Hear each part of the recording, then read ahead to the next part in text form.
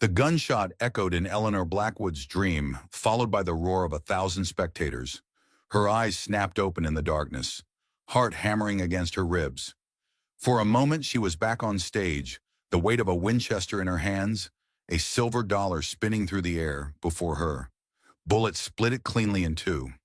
But the cheers faded, replaced by the lonely sound of Wyoming wind rattling the cabin windows.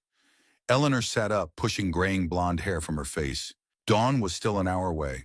Sleep wouldn't return now. It never did after the dreams.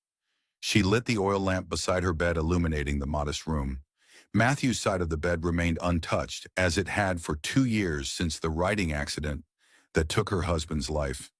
His medical bag still hung on the bedpost. The former Army doctor had never stopped caring for people, even after settling into ranch life. A photograph on the dresser caught the lamplight. Eleanor in costume standing beside Buffalo Bill Cody himself. Winchester raised triumphantly. The Eagle of Ohio read the faded letters beneath. The woman in that photograph seemed a stranger. Now Eleanor dressed quickly in worn denim and a faded blue shirt. No time for memories today. The cattle drive to Cheyenne would begin at first light, a journey that would determine whether Twin Pines Ranch survived another season. Outside the main house overlooked a sprawling property nestled in a natural depression between rolling grasslands and distant mountains. Twin Pines wasn't the largest ranch in Wyoming territory, but the carefully bred cattle represented Matthew's vision, quality over quantity. He'd spent years developing a hardier, more disease-resistant breed, specially adapted to the harsh Wyoming climate. Ezra Thompson was already awake, stoking the cook fire outside the bunkhouse.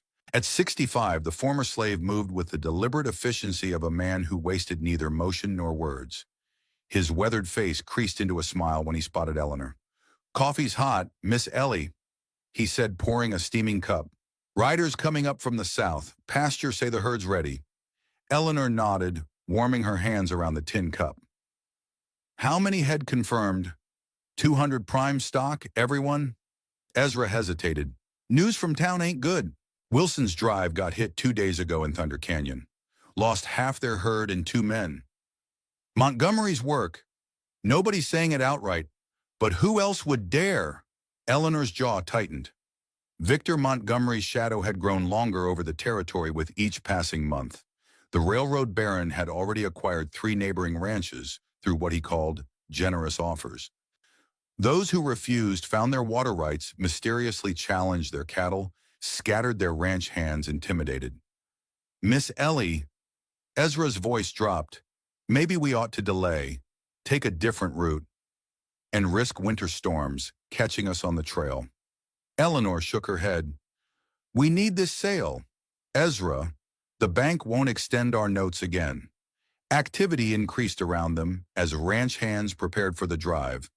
Wagons loaded with supplies, horses saddled, provisions counted. Eleanor watched with a critical eye, mentally calculating distances and timing. The route to Cheyenne was treacherous in the best circumstances, deadly if miscalculated. The thunder of approaching hooves drew their attention. Sheriff Willis rode in with 2 deputies, dust clouding around their horses as they reined in before the main house.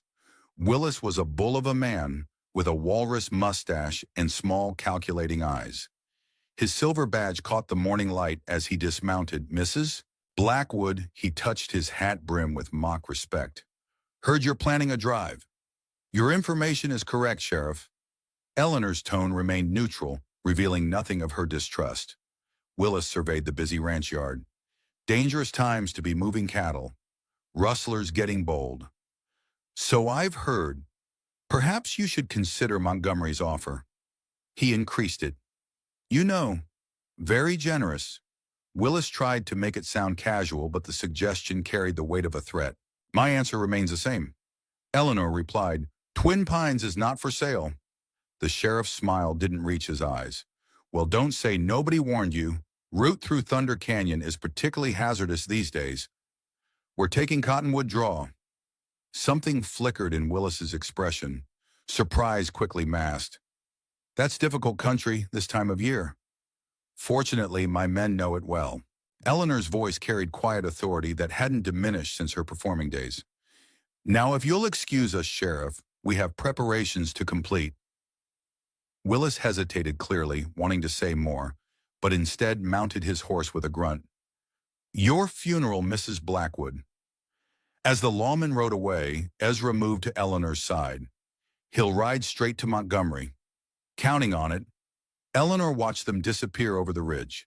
By nightfall, Montgomery will think we're taking Cottonwood Draw with our full force. Before Ezra could respond, a wagon approached from the main road, unfamiliar, driven by a slight woman in a dusty traveling dress. Eleanor squinted against the morning sun, trying to place the visitor. The woman reined in her horses and climbed down with practiced ease. About 30, with honey blonde hair pinned neatly beneath a modest hat, she carried herself with the careful precision of someone used to being observed. Mrs. Blackwood. The woman approached, glancing nervously at the busy ranch yard. My name is Catherine Hayes. I need to speak with you urgently. Eleanor studied the stranger. What brings you to Twin Pines, Miss Hayes? Information you need to hear. Catherine lowered her voice. About Victor Montgomery's plans for your cattle drive. Eleanor led the woman to the quiet side of the barn, away from curious ears. Catherine Hayes spoke quickly, her words carefully chosen. Montgomery has positioned men throughout Thunder Canyon. They're planning to ambush your drive, Mrs. Blackwood, not just to steal your cattle, but to eliminate witnesses. How would you know this? Eleanor's voice remained calm, but her mind raced. Because my brother is leading them?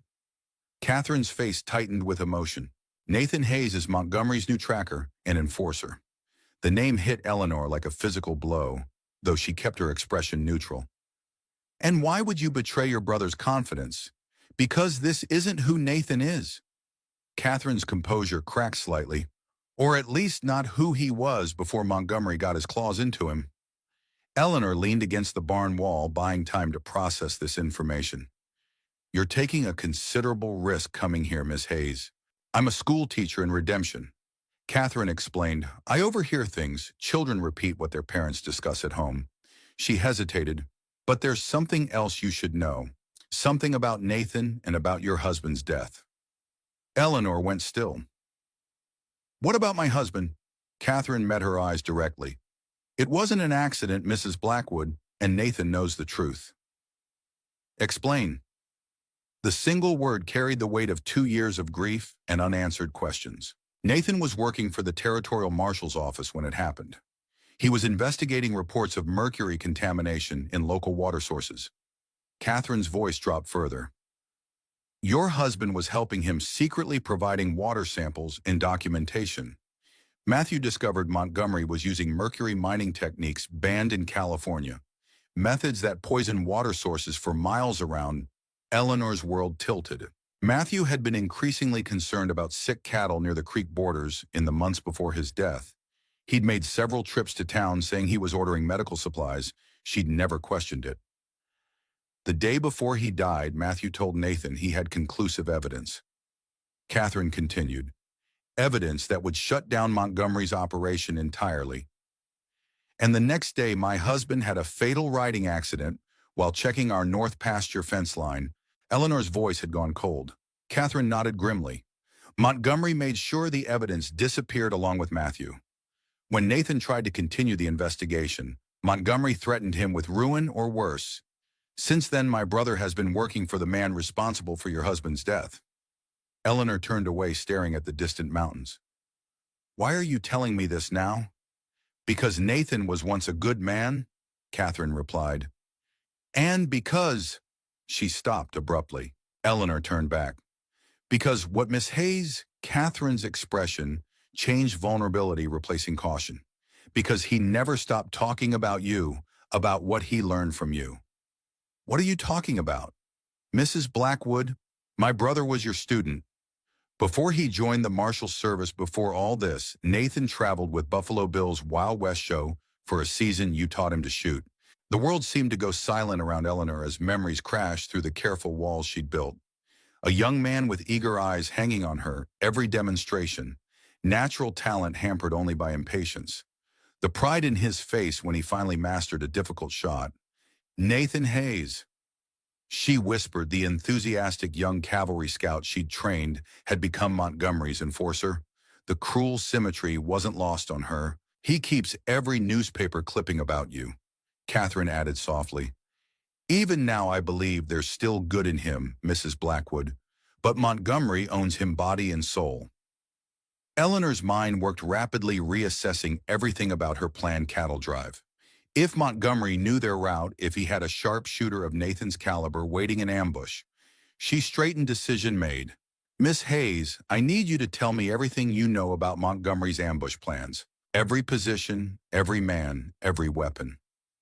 As Catherine detailed what she knew, Eleanor felt something shift inside her. A familiar clarity and focus she hadn't accessed in years. The performer known as the Eagle of Ohio had been dormant but never truly gone. From the barn doorway, Ezra watched the women's intense conversation, his weathered face showing concern. He'd known Eleanor long enough to recognize when something fundamental had changed. By the time the sun reached its zenith, Eleanor had formed a new plan, one more dangerous and desperate than anything she'd attempted since leaving the spotlight. Montgomery believed he was hunting vulnerable prey. He was about to discover he'd roused a predator. The ranch hands gathered at midday for final instructions. Eleanor stood before them, her slight frame somehow commanding complete attention, a skill she'd never lost from her performing days. Change of plans, she announced. We're splitting the herd. Murmurs rippled through the men. Eleanor continued, her voice steady.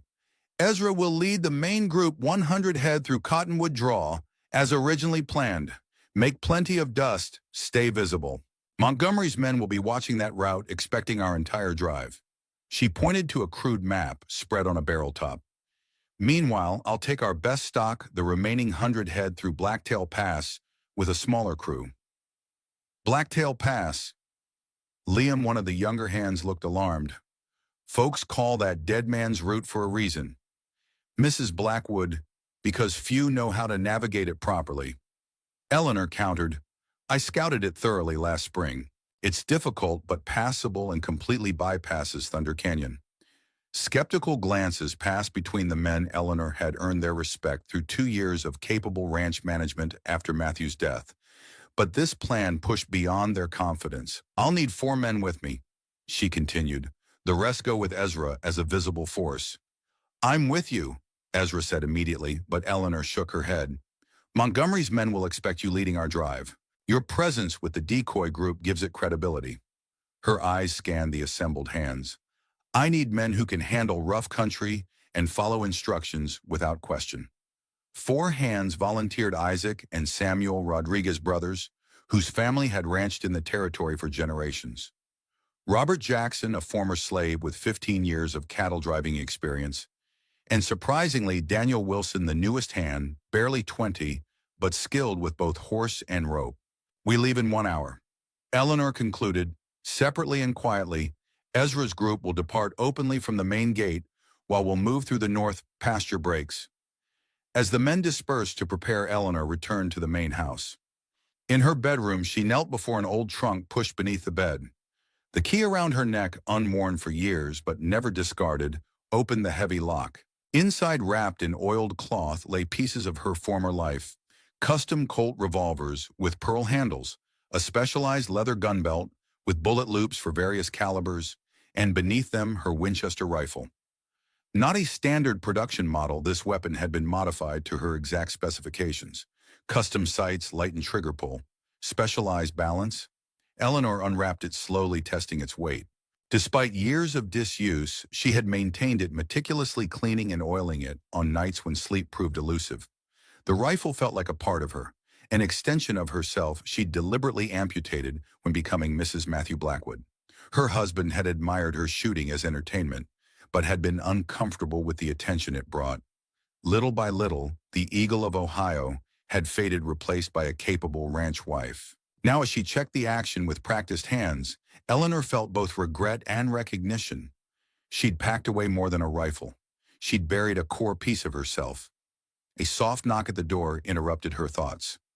Catherine Hayes stood in the doorway, watching Eleanor with the rifle. You still look natural with it, she observed. Eleanor continued her inspection. Some skills never leave you, like riding a horse or swimming, or killing a man.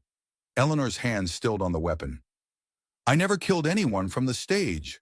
Miss Hayes' trick shooting is about precision and control, not destruction. And now, Catherine asked quietly. Eleanor met her gaze directly. Now I'm protecting what's mine. If that requires lethal force, so be it. She resumed checking the rifle, seeming to end the conversation, but then added softly, Your brother taught me something you know during our training sessions. What was that? That true marksmanship isn't about taking life. It's about preserving exactly what you intend to preserve, and nothing more. Eleanor sighted along the barrel. A good shot doesn't destroy anything they don't mean to destroy. Catherine watched silently as Eleanor assembled ammunition and supplies. Finally, she asked, What would you have me do? Stay here. Eleanor replied, If we don't return in 2 weeks, take everything you know to Judge Morrison in Cheyenne. Outside, Ezra supervised final preparations for both groups. The decoy drive was being loaded with conspicuous supplies, extra men, and visible weaponry, everything to convince observers they were the main force. Meanwhile, Eleanor's smaller group prepared with minimal equipment, focusing on speed and stealth. Eleanor emerged from the house wearing riding clothes more practical than her usual attire. Split skirt, sturdy boots, and a dark jacket that wouldn't catch light. The rifle was secured in a scabbard on her saddle, the gun belt fastened around her waist. She approached a magnificent black stallion being held by Robert Jackson. Thought you'd want midnight, Robert said, handing her the reins. The stallion had been Matthew's pride, a crossbreed of Kentucky thoroughbred and wild Mustang stock that combined speed and endurance with uncommon intelligence. Few could handle his spirited temperament. Eleanor stroked his muscular neck, receiving a gentle nudge in return. Perfect, she murmured. The two groups departed as planned, Ezra's larger drive creating a visible spectacle through the main gate, while Eleanor led her small team quietly through the northern pasture. By sunset, Twin Pines Ranch stood eerily quiet, with only Catherine Hayes and a skeleton crew remaining behind. From a distant ridge, Nathan Hayes lowered his spyglass expression, unreadable beneath his wide-brimmed hat. He'd been watching the ranch since dawn, noting every movement, every preparation. Now he turned his horse toward Montgomery's camp. The information he carried potentially worth more than gold to his employer. What Nathan couldn't know was that Eleanor Blackwood had deliberately selected her route to pass beneath this very ridge, timing their departure for the brief window when the setting sun would blind any observer from this vantage point. By the time he reported to Montgomery, her smaller herd would be miles from where anyone expected them to be. The game had begun. The northern passage to Blacktail Pass wound through narrow ravines, rarely traveled by cattle drives. Eleanor rode point with Samuel and Isaac handling the sides of the herd, Robert bringing up the rear, and Daniel serving as scout. 100 prime Twin Pines, cattle moved with surprising quiet through the difficult terrain, their progress carefully managed.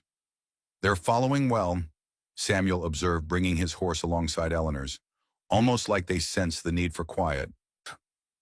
Cattle aren't as simple as people believe, Eleanor replied softly. These animals were raised with gentle handling. They respond to confident guidance. The terrain grew increasingly challenging as night fell. Blacktail Pass had earned its ominous reputation, honestly a treacherous route through northern foothills, where steep drops and shifting scree slopes had claimed many lives. Most travelers avoided it entirely after a family disappeared there 3 years earlier. Their wagon discovered months later at the bottom of a ravine with no survivors. What few realized, what Eleanor had discovered during solitary explorations after Matthew's death, was that a hidden secondary path existed invisible to casual observation. We'll make camp here, Eleanor instructed as they reached a sheltered depression. No fires, cold rations only. The men established a perimeter while the cattle settled in the natural enclosure. Eleanor studied the stars, calculating their position. If her timing was correct, they had already bypassed Montgomery's first observation post without detection. Mrs. Blackwood, Daniel approached hesitantly. Permission to speak freely. Eleanor nodded, noting the young man's tension.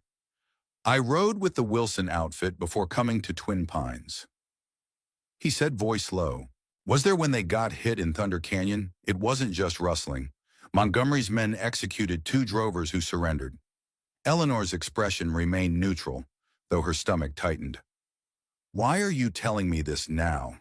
"Because you should know what we're facing," Daniel replied. "These aren't ordinary outlaws. They're organized military-like. Their leader, a man called Hayes, he shoots like nothing I've ever seen. Dropped Tom Wilson at 400 yards. Did you get a good look at this Hayes?" Daniel shook his head, kept his distance.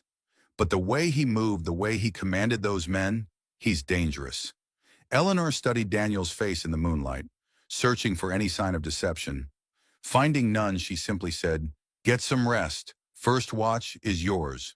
Wake Isaac in 4 hours." As Daniel moved away, Eleanor climbed a nearby rise that offered a view of their back trail. The vast Wyoming landscape stretched before her, silver-painted by moonlight. Somewhere out there, Montgomery's men were hunting her cattle, hunting her. Eleanor removed her gloves, flexing fingers that had once been trained to extraordinary dexterity. Matthew had never fully understood this part of her. The analytical precision, the way her mind calculated distances and trajectories automatically. He'd loved the gentle rancher's wife she'd become, not the performer who could split playing cards at 50 paces. "What would you think of me now?" "Matthew," she wondered. "Would you recognize the woman you married and what I'm becoming again?" The night passed without incident, and they broke camp before dawn. Eleanor pushed the pace, knowing that by now, Montgomery would have discovered the deception. Ezra's decoy drive would continue drawing attention, but eventually search parties would be dispatched to find the missing 100 head. They had crossed a particularly narrow passage when midnight suddenly tensed beneath Eleanor's ears. Pricking forward, nostrils flaring, Eleanor immediately raised her hand, signaling a halt. The stallion's instincts had proven invaluable on multiple occasions. "What is it?" Robert whispered, rifle already in his hands. Eleanor didn't answer immediately, her attention focused on scanning their surroundings. The narrow pass offered limited visibility, with steep rock walls rising on either sides. Perfect ambush territory. "Isaac," she called softly, "circle back. Make sure we're not being followed." As the young man departed, Eleanor studied the terrain ahead. Something felt wrong, a stillness that seemed unnatural, an absence of the small sounds that typically populated even this desolate landscape. "Stay with the herd," she instructed Samuel and Robert. "Keep them calm and maintain position, without waiting for acknowledgement." Eleanor guided Midnight forward alone, moving with deliberate caution. The stallion's steps were precise, his muscles coiled beneath her as if ready to explode into action at her slightest signal. They rounded a bend, and Eleanor immediately spotted what had triggered Midnight's warning instincts. A freshly killed deer lay across the trail, its throat cut with surgical precision. This was no predator's natural kill. The positioning was too deliberate, the placement too calculated. A message, a warning. Eleanor scanned the rocky heights above, searching for any movement that might betray a watcher's position. Nothing visible, but her instincts honed through years of performing before unpredictable crowds told her they were being observed. She dismounted, keeping Midnight between herself and the most likely sniper positions. The Winchester came to her shoulder with familiar ease as she examined the deer more closely.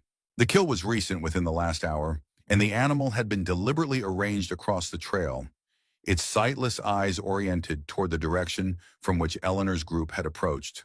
A horseshoe had been pressed into the bloodied fur on the deer's chest, bearing the distinctive Twin Pines brand that Matthew had designed. The message couldn't have been clearer. "We know who you are, we know where you're going, and we're waiting." Isaac reappeared around the bend, his young face tense. "Riders," he reported in hushed tones.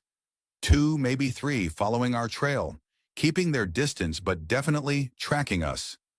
Eleanor nodded, processing this information as she remounted. "They're hurting us," she concluded. "Watchers ahead, followers behind. Standard military tactic. Channel your target where you want them to go." "What do we do?" Samuel asked, hand resting on his pistol. "We continue forward," Eleanor decided after a moment's consideration, but not blindly. She pointed to a nearly invisible game trail branching upward from their current position. "Samuel and I will scout ahead. Using that route, Robert, Isaac, and Daniel will hold the herd here until we signal it's clear." As they urged their horses up the steep incline, Eleanor instructed, "Stay close, match my pace, and if I signal you to freeze, don't move a muscle, not even to breathe hard." The narrow game trail wound upward at a precarious angle. After 20 minutes of grueling climbing, they reached a stone outcropping that provided both cover and a vantage point overlooking the pass below. Eleanor dismounted, signaling Samuel to secure the horses while she crawled forward to the edge. From this position, she could see approximately half a mile ahead along their intended route. The pass narrowed dramatically before opening into a small box canyon, a natural holding pen that would force any cattle drive to pause and regroup before continuing through the next challenging section.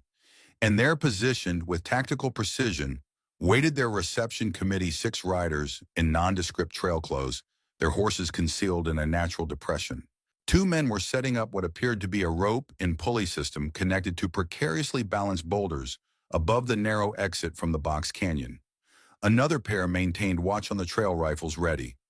The remaining 2 were consulting over what Eleanor recognized as a map of the region. One of those men was Nathan Hayes. Even at this distance, Eleanor knew him instantly, the distinctive way he held himself, the familiar gesture as he pushed back his hat to study the map. Some mannerisms remained unchanged despite the passage of years. The young cavalry scout she had mentored had matured into a hardened frontiersman, his frame more solid, his movements more deliberate. "Friends of yours," Samuel whispered, having joined her at the observation point. "Once," Eleanor replied, her voice neutral. "A lifetime ago." Through her field glasses, she studied the setup more carefully. The ambush was professionally arranged. The rock slide would block retreat once the herd was in the box canyon, while the positioned men would have clear shots at any drovers attempting to control panicked cattle. "They know these cattle will bring top dollar in Cheyenne," Samuel observed, perfect targets for rustlers. Eleanor shook her head slightly. "This isn't about stealing cattle. Look how they've positioned themselves. They're preparing to eliminate witnesses, not just take stock." Understanding dawned on Samuel's young face. "They mean to kill everyone and take the herd after." "That's Montgomery's new approach," Eleanor confirmed grimly. "No survivors means no one to testify against him later." She watched as Nathan pointed toward the trail entrance, apparently giving instructions to his men. His movements were confident, authoritative, the gestures of someone accustomed to command. Whatever path had brought him to Montgomery's employ, Nathan had embraced his role fully. "We need to warn the others," Samuel whispered urgently. "We will," Eleanor assured him. "But first I need to understand exactly what we're facing." She continued her observation, noting each man's position weapons in the overall structure of the trap. It was military in its precision. Not surprising given Nathan's cavalry background, but it also revealed a crucial weakness. The entire ambush depended on the cattle drive following the obvious path through the box canyon. Any deviation would force the ambushers to abandon their carefully established positions and improvise. And improvisation under pressure was where most plans faltered. "There's another way through," Eleanor murmured, her eyes tracing a faint line along the western wall of the pass, a nearly invisible ledge that bypassed the box canyon entirely.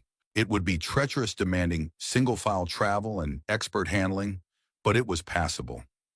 She had discovered it during one of her solitary explorations after Matthew's death during those quiet rides, when she had mapped the surrounding territory with a systematic thoroughness that had once made her show performances appear effortless.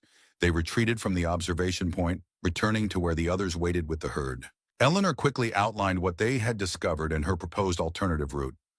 "That ledge can't be more than 3 feet wide in some places," Robert objected. "One misstep and we lose animals to the ravine below.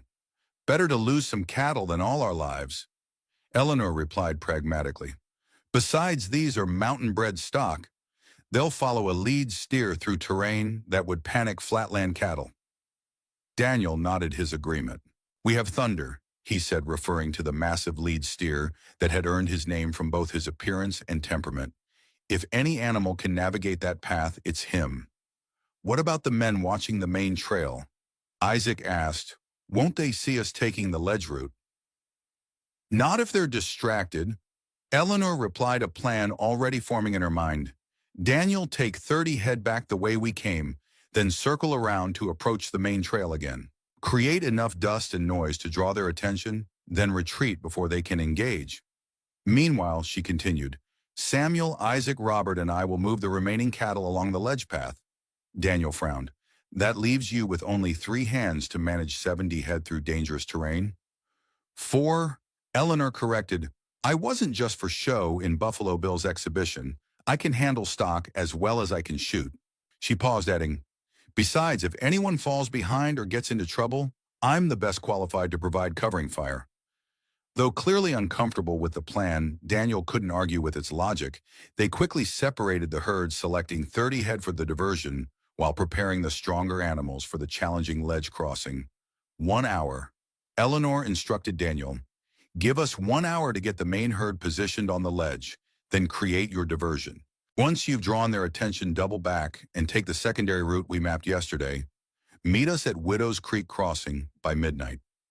Daniel nodded grimly, accepting a spare box of ammunition from Isaac. And if I encounter serious resistance, he asked, retreat immediately. Eleanor replied without hesitation, your job is distraction, not engagement. These men are playing for keeps. Don't give them any targets they can hit. As Daniel departed with the smaller group, Eleanor turned her attention to preparing the main herd for their perilous journey. Thunder, the massive lead steer, seemed to sense the importance of his role, his intelligent eyes following Eleanor as she approached him. Easy, old friend, she murmured, running a practiced hand along his flank. I need your steadiness, now more than ever. Handling the steel-horned steer required both confidence and respect, qualities Eleanor had developed through years of working with temperamental performance horses. Matthew had often marveled at her ability to communicate with even the most difficult animals, never realizing it was the same skill that had allowed her to control her mount while performing complex shooting maneuvers at full gallop. With Thunder properly equipped with a lead rope and small bells that would guide the following cattle, Eleanor signaled the men to begin moving the herd toward the hidden ledge path. The transition from the main trail required navigating a steep incline that initially caused the cattle to balk. But Thunder's confident ascent eventually convinced the rest to follow. Single file, maintain even spacing. Eleanor instructed her men as they reached the narrow ledge. If any animal panics, let it go, rather than risking the entire herd. The ledge path clung to the western canyon wall, providing barely enough width for the cattle to proceed in single file.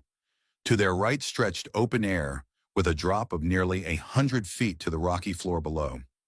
Under normal circumstances, no drover would attempt such a route with valuable stock, but these were far from normal circumstances.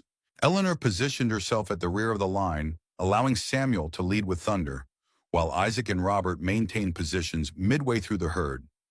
From this position, she could monitor their overall progress while maintaining a clear field of fire if threats emerged from behind. The sun had begun its westward descent, casting long shadows across the canyon and creating treacherous patches of light and dark that further complicated their journey. The cattle moved with surprising discipline, following Thunder's lead, with more trust than Eleanor had dared to hope for. Each hoof placement on the narrow ledge sent small cascades of pebbles tumbling into the void below, constant reminders of the consequences of a misstep. They had successfully traversed perhaps half the ledge route when the distant sounds of Daniel's diversion reached them, cattle lowing hoofbeats and the distinctive crack of a whip designed to create maximum noise rather than actually strike animals. Eleanor paused, watching as dust rose from the main trail leading into the box canyon. The reaction from Nathan's men was immediate. Through her field glasses, Eleanor observed 4 riders hurrying to intercept what they believed to be the main herd, leaving only 2 men, including Nathan, at the ambush site. The strategy was working exactly as planned until one of the cattle on the ledge lost its footing. The young steer, startled by the echoing sounds of the diversion, stumbled on a loose section of the path. Its desperate scramble to regain balance sent a shower of rocks cascading into the canyon below, creating a distinctive pattern of sound that immediately drew attention. Eleanor watched as Nathan turned toward their position, his head cocked in the listening posture she remembered so well from their time together. Even at this distance, she could read his body language, the sudden alertness, the predatory stillness as he processed what he was hearing. Then his gaze locked directly on their position along the ledge. For a moment that seemed suspended in time, Eleanor found herself staring through her field glasses at the man she had once considered a friend, a protege, someone she had taught the very skills he was now employing against her. She couldn't see his expression clearly at this distance, but she didn't need to. The immediate reaching for his rifle told her everything. "Keep moving," she called to her men. "Don't stop for anything." The first shot cracked against the rock face several feet from their position, a ranging shot from a marksman assessing distance and wind conditions. The second came closer, chipping stone splinters that startled the nearest cattle. Eleanor didn't hesitate, bringing her Winchester to her shoulder in one fluid motion. She sighted and fired in return, not aiming to hit Nathan or his companion, but targeting the rope system they had rigged for their rockslide trap. The heavy rope parted under her precise shot, sending the carefully balanced boulders tumbling prematurely into the box canyon below, cutting off the direct route between the ambushers and the main trail. The distant shouts of confusion confirmed the effectiveness of her countermove. Nathan would recognize the shooting style immediately. Few people in the territory could make such a shot at that range, but it would buy them precious minutes to clear the most exposed section of the ledge path. "They'll circle around," Eleanor called to her men as they urged the cattle forward with renewed urgency. "We need to reach the northern end of the pass before they intercept us." The herd's pace increased as they neared the wider section where the ledge gradually expanded into a proper trail again.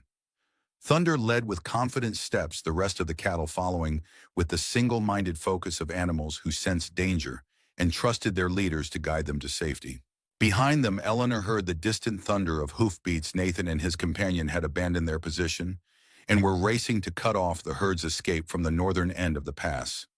It would be a close race, with the outcome determined by minutes rather than hours.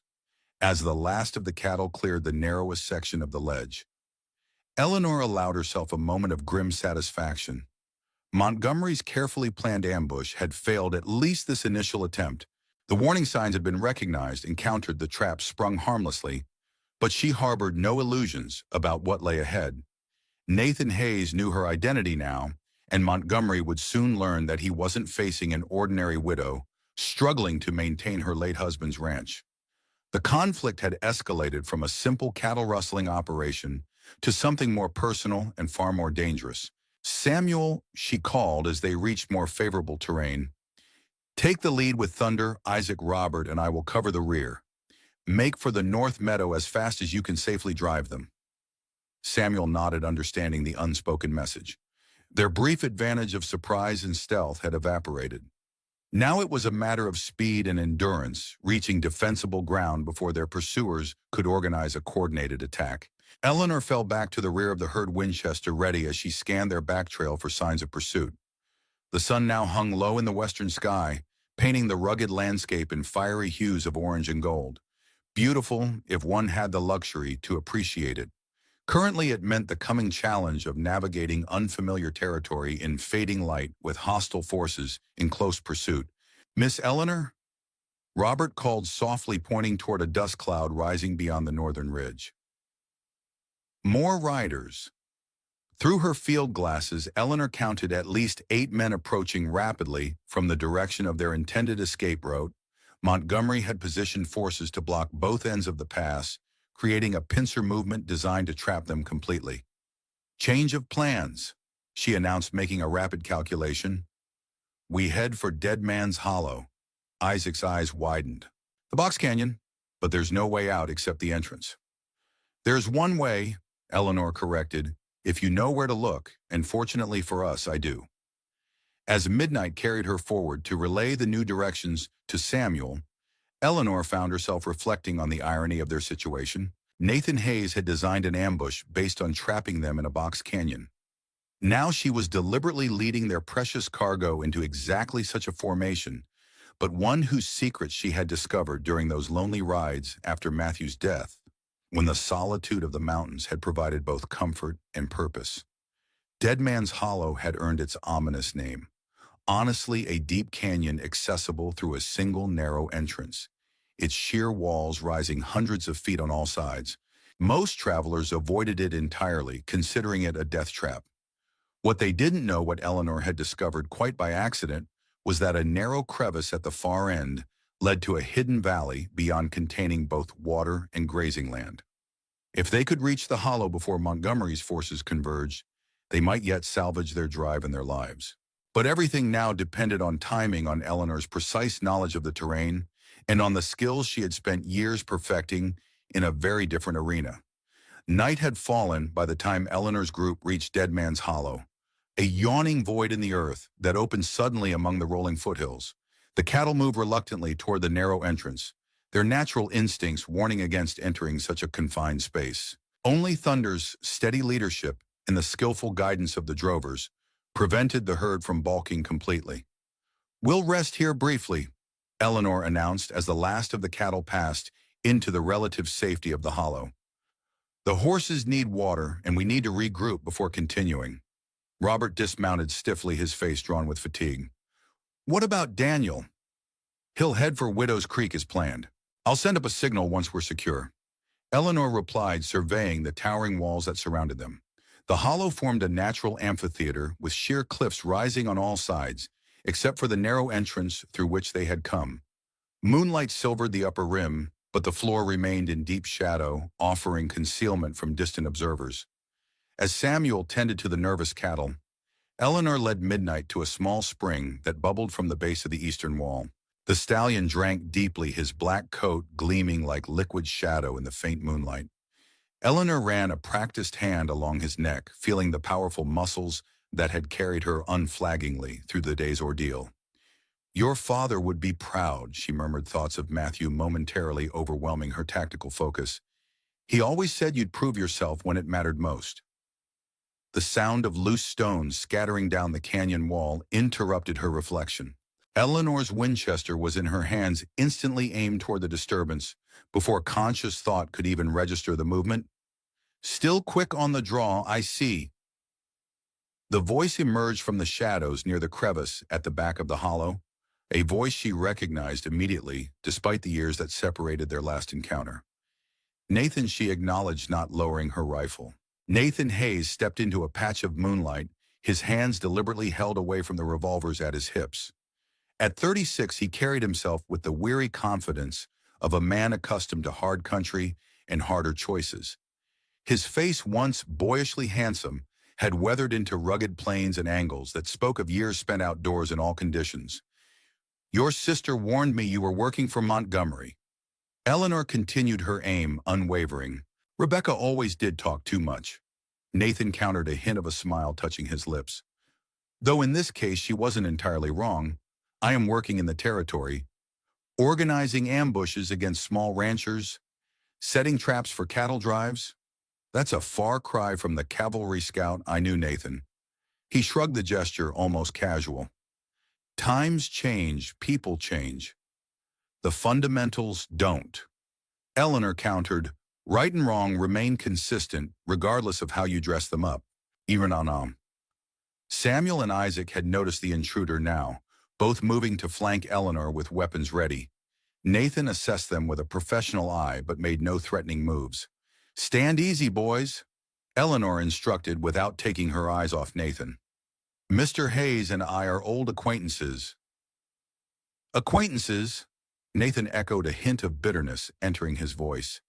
"Is that what we were?" "Eleanor, just acquaintances." The question hung in the air between them, laden with unspoken history. Eleanor's mind traveled back involuntarily to another time, another place, to the first time she had met Nathan Hayes, a promising young cavalry scout assigned as a liaison to Buffalo Bill's Wild West show during their St. Louis engagement. "Miss Blackwood, Colonel Cody asked me to deliver these specifications for the new targets." Eleanor looked up from checking her custom rifle to find a young man in cavalry uniform standing at the entrance to her tent, a rolled document in his hands. His posture was military precise, but his eyes held undisguised curiosity as they took in the array of weapons arranged on her portable workbench. "Thank you, Lieutenant Hayes." "Nathan Hayes, actually, I'm just a scout, not an officer." He stepped forward, offering the papers with a slight bow that seemed at odds with his frontier appearance. "Been assigned as liaison between the fort and the show while you're in St. Louis."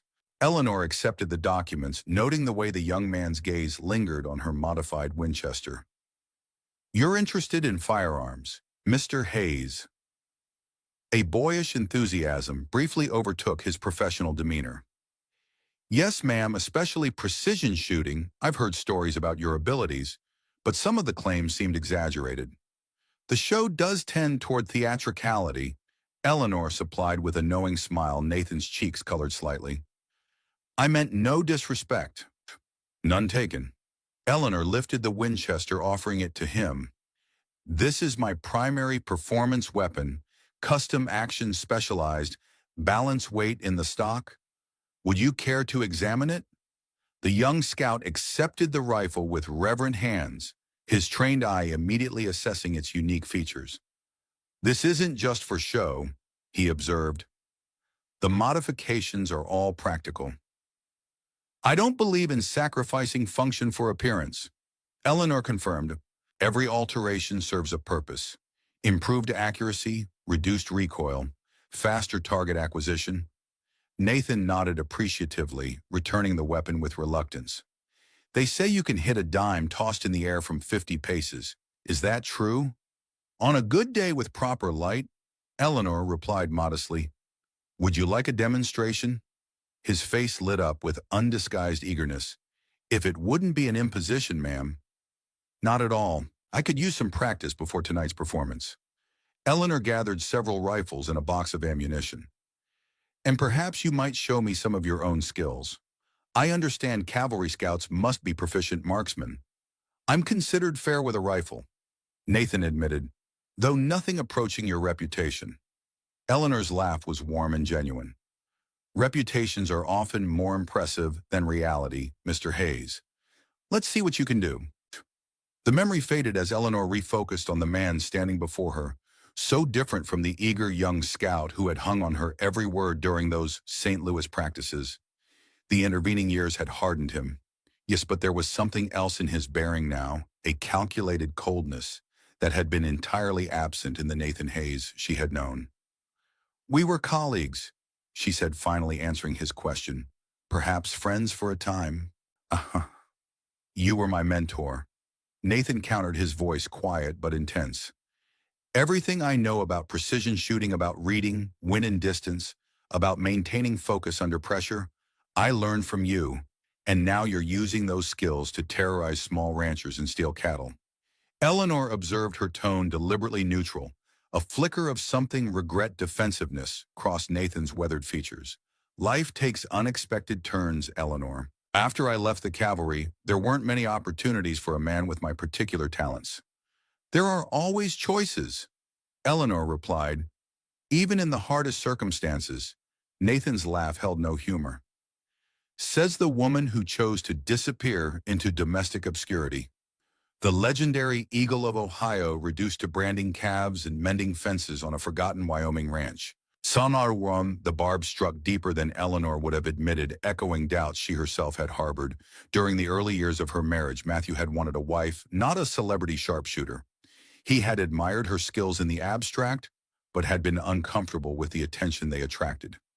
Gradually, Eleanor Blackwood had faded into Mrs. Matthew Blackwood, her exceptional abilities becoming family lore rather than public spectacle. Until now, I chose love, Eleanor said simply.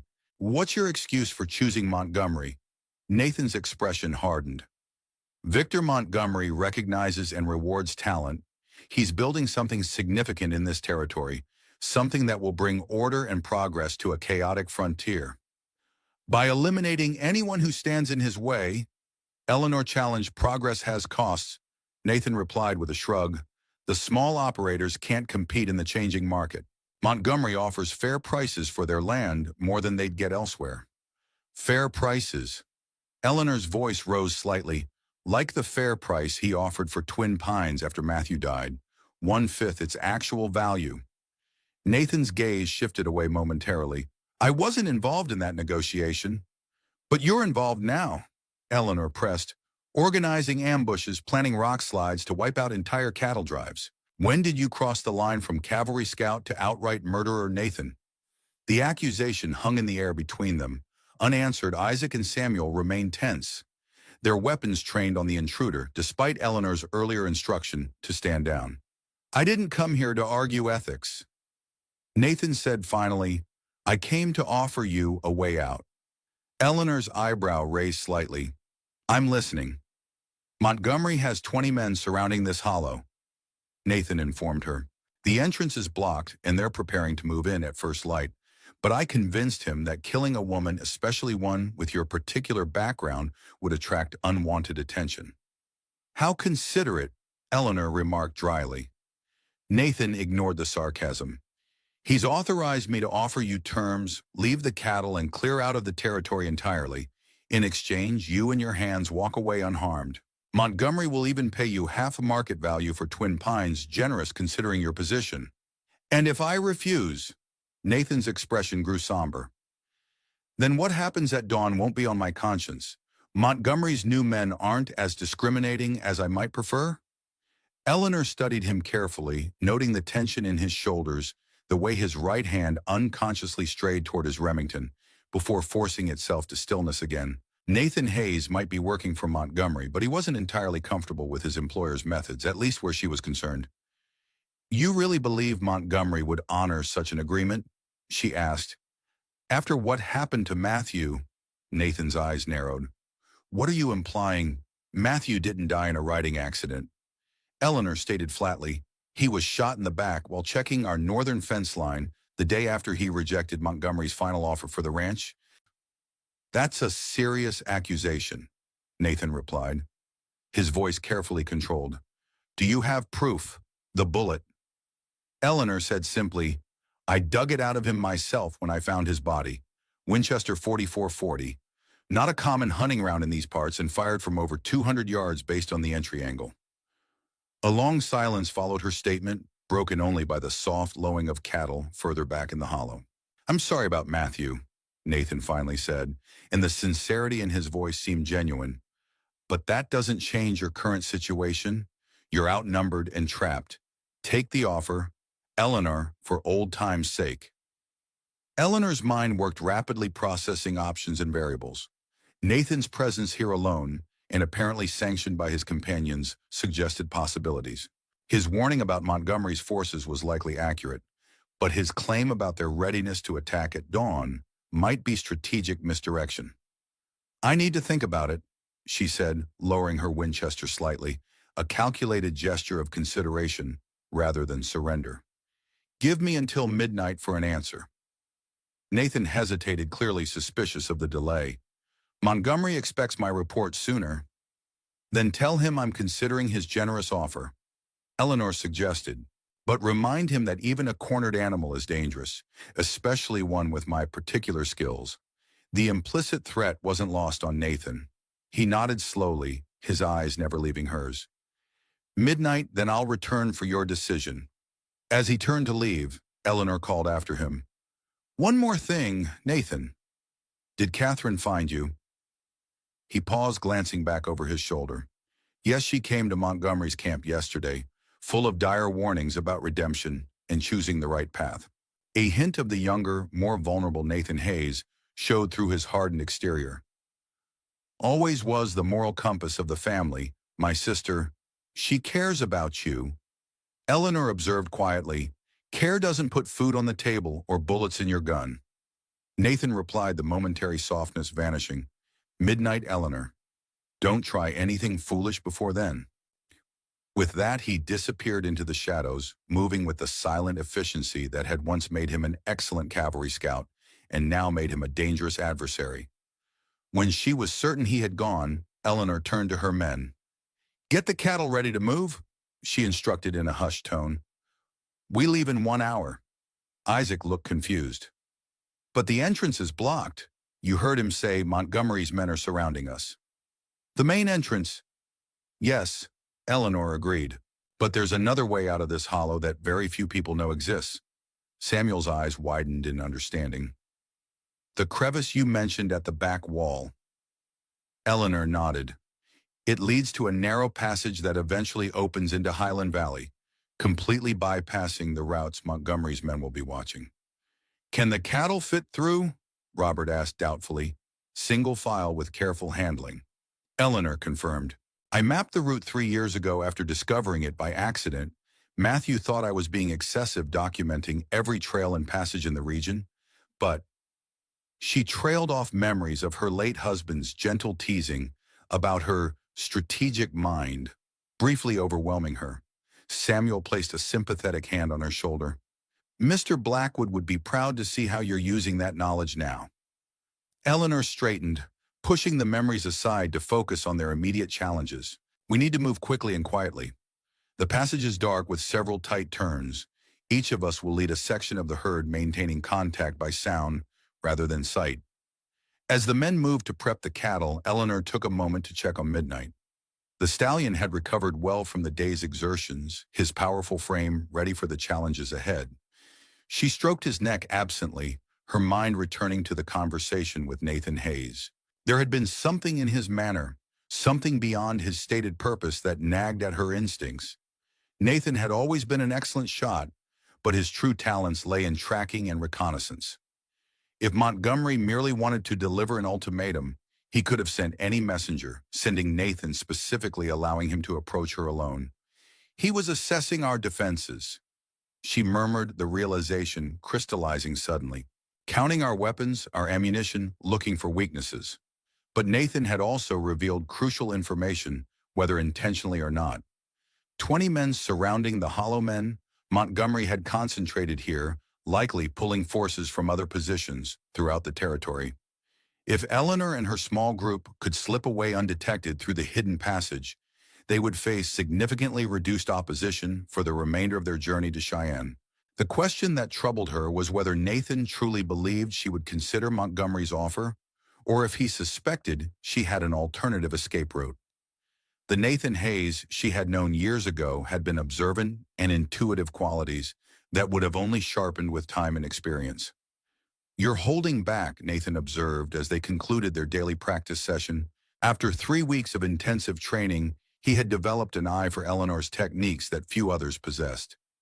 That last sequence, you adjusted your stance just before firing. Why? Eleanor smiled, impressed by his perception. The target shifted slightly in the breeze. I compensated automatically. But there was barely any wind. Nathan protested. There's always wind. Nathan, Eleanor replied, beginning to clean her rifle with practiced movements. Sometimes it's just a matter of reading the subtlest signs of flutter in a distant flag, the way dust motes catch the light, the feel of air against your cheek. Shooting isn't just about the moment you pull the trigger, it's about understanding everything that happens between you and your target. Nathan nodded slowly, absorbing this wisdom as he had all her other lessons with genuine appreciation and respect. I've learned more from you in 3 weeks than in years with the cavalry's best marksman. You're a natural talent, Eleanor told him sincerely. With continued practice, you could become exceptional. A comfortable silence fell between them as they packed up the shooting equipment, the afternoon sun casting long shadows across the practice range, marking the approaching end of another day, and the approaching end of Buffalo Bill's engagement in St. Louis. Will you write? Nathan asked suddenly, the question clearly one he had been considering for some time. After the show moves on? Eleanor paused in her methodical packing. Would you like me to? Very much. He admitted a hint of color, touching his tan cheeks. I've never met anyone quite like you, Miss Blackwood. Your skill, your confidence, your approach to life, they're extraordinary. The earnestness in his voice touched something in Eleanor. At 24, she had grown accustomed to admiration for her shooting abilities, but genuine appreciation for her character was rarer. Nathan Hayes, 7 years her junior, had approached their sessions with a refreshing absence of male ego or territorial defensiveness. I would be happy to correspond, she told him with a warm smile, though I should warn you that the show's schedule makes regular communication challenging. Nathan's face brightened. I understand. Even occasional letters would be welcome. He hesitated before adding, I've received new orders. I'm being transferred to frontier duty in the Dakota Territory next month. A challenging assignment, Eleanor observed, knowing the tensions in that region, but one that will utilize your tracking skills effectively. I hope to make a name for myself, Nathan admitted, perhaps establish connections that might lead to opportunities beyond the military, such as Nathan's expression grew animated as he outlined his ambitions. The territories are changing rapidly. Men with the right skills and connections will help shape the new West. I don't want to just witness that transformation. I want to be part of it. Eleanor nodded, recognizing the genuine passion behind his words. With your abilities and determination, I have no doubt you'll find your place in that future. She offered her hand formally. And I look forward to hearing of your successes, Lieutenant Hayes. Nathan took her hand, holding it perhaps a moment longer than strictly proper. I'm not a lieutenant yet, Miss Blackwood. You will be. Eleanor predicted with certainty. I recognize ambition when I see it. The memory faded as Robert approached with news that the cattle were ready to move. Eleanor checked her watch, a delicate timepiece that had been Matthew's wedding gift to her. Its practical elegance, characteristic of his understanding of her preferences. We have 40 minutes before Nathan returns, she noted. Let's use them wisely. Leading Midnight toward the rear of the hollow, Eleanor approached the seemingly solid rock wall that formed its back boundary. In the darkness, the narrow crevice that provided their escape route was nearly invisible. A jagged slash in the stone that appeared too small for a person to pass through, much less cattle. It widens about 10 feet in, Eleanor explained, striking a match to light a small lantern. The passage beyond is narrow but navigable. Thunder goes first, he'll create the path, the others will follow naturally. Samuel nodded, guiding the massive lead steer toward the hidden entrance. The animal balked initially, but Samuel's gentle persistence and Eleanor's calm assurance eventually convinced him to push through the tight opening. Isaac, you'll follow with the first 20 head, Eleanor instructed. Samuel continues leading with Thunder. Robert takes the middle section. I'll bring up the rear with the remaining cattle once you're safely through the narrowest section. As they methodically began moving the herd through the concealed passage, Eleanor maintained a vigilant watch on the hollow entrance. Nathan Hayes had claimed he would return at midnight, but her instincts warned that Montgomery might not be as patient, especially if he suspected deception. The cattle moved with surprising cooperation, their natural herd instinct compelling them to follow Thunder's confident lead through the unfamiliar terrain. The passage twisted and turned occasionally, requiring the drovers to encourage hesitant animals through particularly tight sections. Eleanor continually glanced at her watch as the minutes ticked away. Nearly half the herd had entered the passage when a distant sound caught her attention. The soft nicker of a horse quickly silenced. Someone was approaching the hollow hours ahead of the midnight meeting. Keep moving them through, she whispered to Robert as she handed him the lantern. Don't stop for anything. Taking only her Winchester and a small pouch of ammunition, Eleanor moved silently toward the hollow entrance, positioning herself behind a large boulder that offered both concealment and a clear field of fire. Midnight trained to remain quietly where Lev stood motionless in the shadows nearby. The minutes stretched as Eleanor waited, every sense alert for further signs of approach. Her breathing slowed automatically, her body settling into the calm, focused state that had once allowed her to make seemingly impossible shots before cheering crowds. The showmanship had been for the audience. This predatory stillness had always been for herself, the core of her talent that no one, not even Matthew, had fully understood. A shadow moved at the hollow entrance. Then another man entering, cautiously, rifles ready. Not Nathan Hayes, but Montgomery's other hired guns attempting to secure the position ahead of schedule. Eleanor remained perfectly still, counting silently as more figures slipped into the hollow, 5, 6, 7 in total, moving with military precision to establish a perimeter. They would discover the cattle missing within minutes. Eleanor needed to buy time for her men to get the remainder of the herd through the hidden passage. Taking careful aim at a stack of loose rocks on the far side of the hollow, she fired a single precise shot. The resulting cascade created enough noise to draw the intruder's attention away from the rear wall. In the momentary confusion, Eleanor fired twice more, not aiming to hit the men, but placing her shots close enough to force them to seek cover. It's a trap, one of them shouted, diving behind a boulder as Eleanor's next shot kicked up dirt inches from his position. The hollow erupted into chaos as Montgomery's men returned fire, shooting blindly toward the origin of Eleanor's shots, while she had already shifted position with methodical precision. She continued to place targeted shots around the intruders, creating the impression of multiple defenders firing from different locations. The distraction worked as Montgomery's men focused on the phantom threat. Isaac successfully guided the last of the cattle through the hidden passage. Only Eleanor and Midnight remained in the hollow, maintaining the illusion of a fortified defense. With the herd safely through, Eleanor executed the final phase of her impromptu plan, a precisely aimed shot at a precariously balanced boulder high on the hollow wall sent it crashing down, triggering a miniature avalanche that partially blocked the hollow entrance. Not enough to trap Montgomery's men inside, but sufficient to complicate any immediate pursuit. In the resulting dust and confusion, Eleanor mounted Midnight and raced for the hidden passage, the stallion navigating the difficult entrance with the agility that made him exceptional. By the time Montgomery's men realized what had happened, Eleanor and the entire herd were well into the twisting passage that would lead them to Highland Valley, and to an open route toward Cheyenne that Montgomery's forces weren't prepared to monitor. As she urged Midnight through the narrow confines, Eleanor found herself wondering what Nathan Hayes would think when he returned at midnight to find an empty hollow and frustrated companions. Had he truly expected her to consider Montgomery's offer, or had he secretly hoped she would find another way out? The Nathan Hayes she had known years ago would have appreciated the tactical elegance of her escape. The man he had become might view it very differently, as a personal affront, a challenge to his professional reputation. Either way, Eleanor harbored no illusions that this night's work had ended their confrontation. It had merely elevated it to a new level. Victor Montgomery's camp sprawled across a sheltered valley 2 miles south of Thunder Canyon.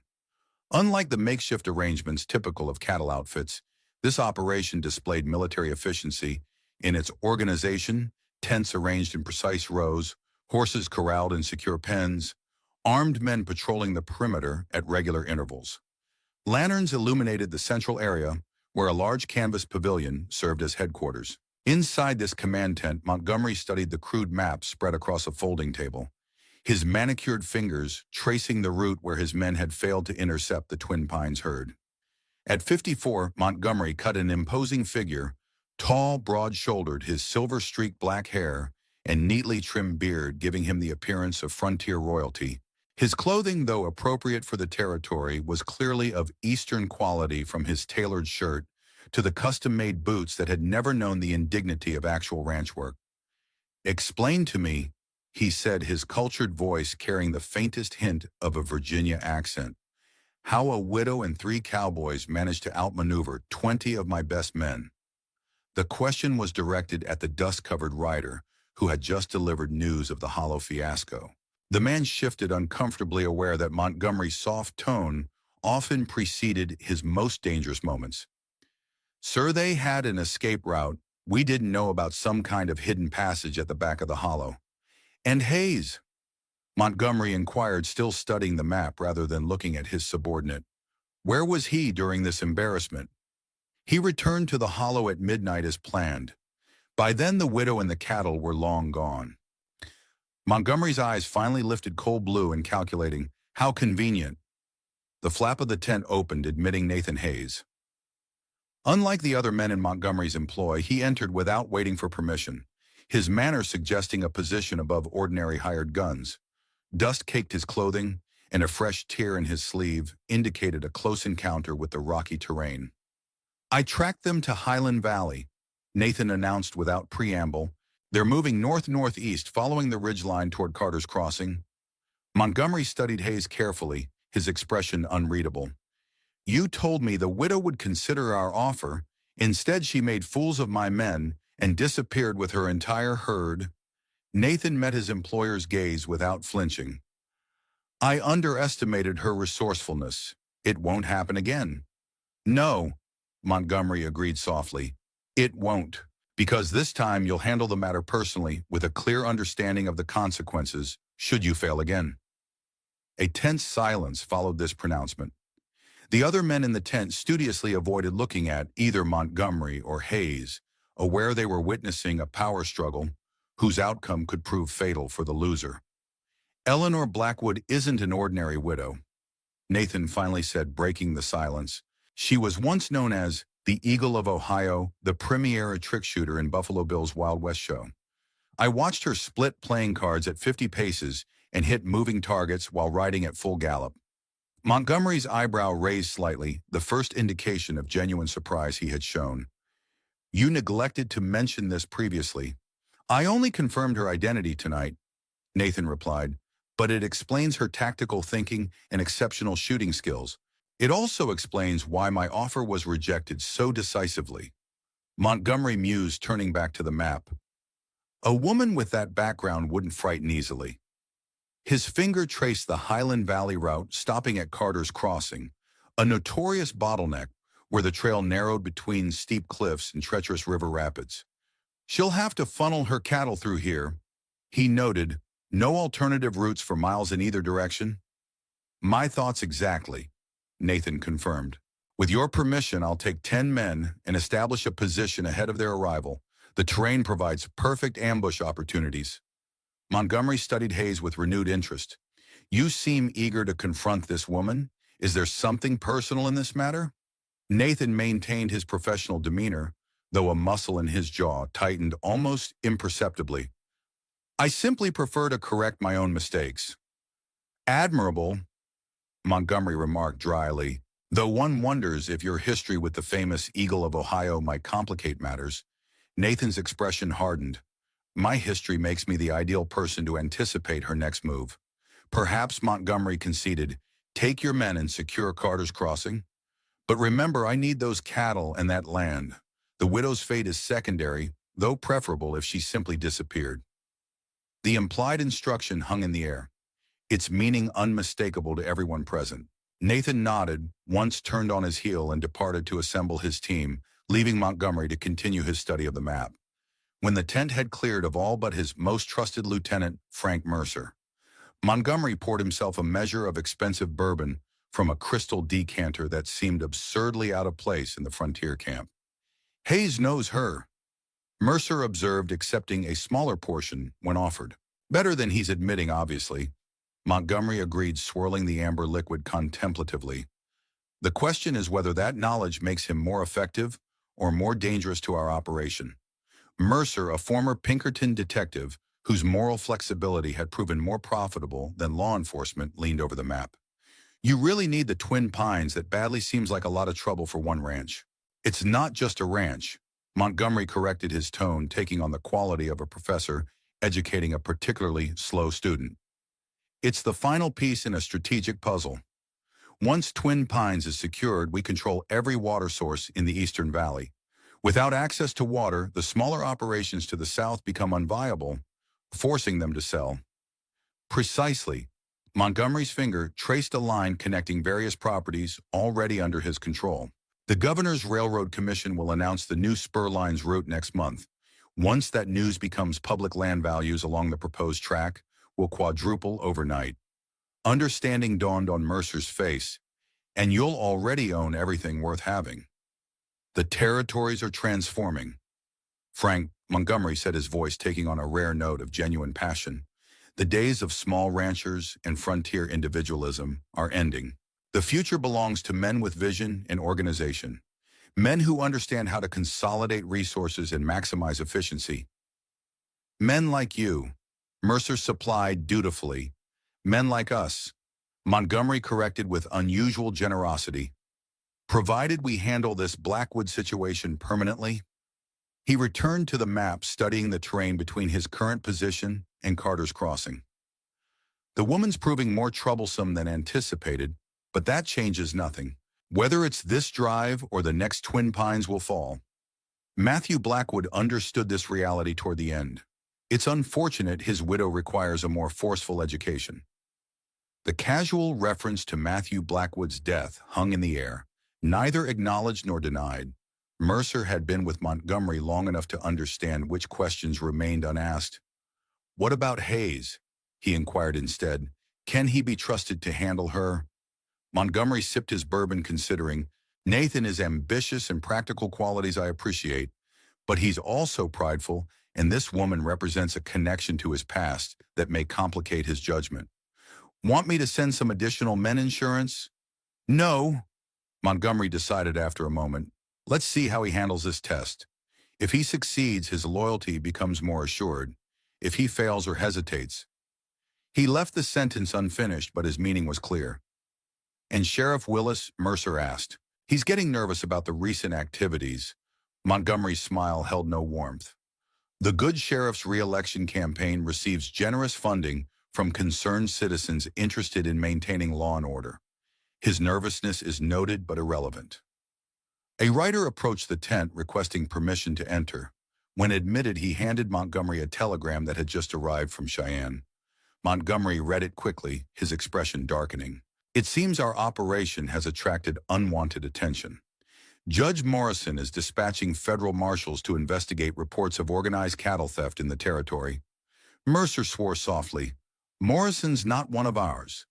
"No," Montgomery agreed grimly, "which makes our timetable more urgent. Hayes needs to resolve the Blackwood situation immediately before federal involvement complicates matters." He scribbled a message on paper and handed it to the waiting rider. "Deliver this to Hayes at Carter's Crossing. Tell him circumstances have changed. The Twin Pines matter must be concluded within 48 hours by whatever means necessary." As the rider departed, Montgomery turned back to the map, his finger tracing the route to Cheyenne. If Eleanor Blackwood reaches the territorial capital with her cattle and her story intact, she'll find sympathetic ears that cannot happen. "And if Hayes fails?" Mercer asked. Montgomery's blue eyes turned glacial. "Then we implement more direct measures." The woman's exceptional shooting skills are impressive, but irrelevant against certain final solutions. The implication hung in the air as Montgomery calmly finished his bourbon, his methodical mind already calculating contingencies and alternatives. Like a chess master seeing moves beyond the current board, he visualized the territory's future, a future where men like Victor Montgomery controlled not just land and cattle, but the very infrastructure of civilization, pushing inexorably westward. One stubborn widow with a rifle, no matter how talented, would not derail that vision. The morning sun crested the eastern ridge as Eleanor's cattle drive approached Carter's Crossing, illuminating the treacherous terrain ahead. The trail narrowed dramatically between towering cliffs on one side and the rushing waters of the Powder River on the other, creating a natural bottleneck that had claimed the lives of careless travelers for generations. Under normal circumstances, it would take several hours to safely navigate a herd this size through the crossing, but these weren't normal circumstances. Eleanor reined in midnight at a vantage point overlooking the approach, her experienced eye assessing the terrain with tactical precision. Samuel, Isaac, and Robert joined her, while Daniel, who had successfully reunited with them during the night, remained with the herd. "They'll be waiting for us," Eleanor concluded, lowering her field glasses. "Probably positioned along those upper ledges, perfect firing positions covering the entire crossing." Samuel nodded grimly. "No way around. Not for the cattle," Eleanor confirmed. "A rider might make it through Devil's Gulch to the north, but the herd would never manage those switchbacks." "Hunham." Robert, who had been studying the crossing with growing concern, suddenly pointed toward a barely visible glint of metal on the eastern cliff face. "There's someone's up there." Eleanor raised her glasses again, adjusting the focus to examine the position. "Good eye, Robert. Look out," with a rifle, probably the first of many. She continued her methodical survey, identifying at least 3 more positions where Montgomery's men had established concealment. The ambush was professionally arranged, exactly what she would expect from Nathan Hayes, who had clearly learned his lessons well during their time together years ago. "We could wait for nightfall," Isaac suggested. "Try to slip through under cover of darkness." Eleanor shook her head. "They'll expect that. Besides, cattle don't move well in darkness. Too easy to lose some to the river." She lowered her glasses, decision made. "No, we need to change the rules of this engagement entirely." From her saddlebag, Eleanor withdrew a folded piece of paper, a rough map she had sketched years earlier during her explorations of the region. "There's something Montgomery and Hayes don't know about Carter's Crossing, something most local people have forgotten." Her men leaned closer as Eleanor indicated a point upstream from their current position.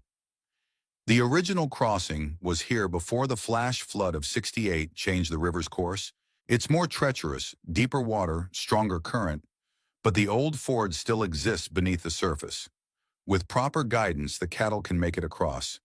"And once on the other side," Daniel asked, "we'd bypass the ambush entirely."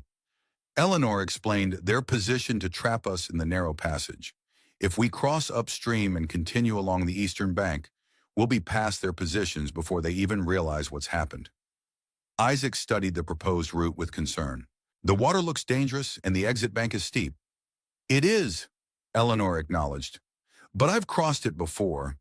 With Thunder leading and all four of you managing the flanks, we can make it. A silent exchange of glances passed between the men, measuring the risk against the certainty of facing Montgomery's gunmen in the narrow pass. Finally, Robert nodded. I trust your judgment. Eleanor always have. One more thing, Eleanor added, checking her Winchester's action with practiced hands. Once we start the crossing, Montgomery's lookout will spot us. They'll reposition quickly to intercept. I'll need to provide discouragement. The implication was clear. While the men managed the hazardous river, crossing Eleanor would take up a position to hold off any pursuit, a task that would require the extraordinary marksmanship skill she had kept hidden for so many years. That's suicide, Isaac protested. You can't face Montgomery's entire gang alone. Eleanor's expression remained calm, almost serene.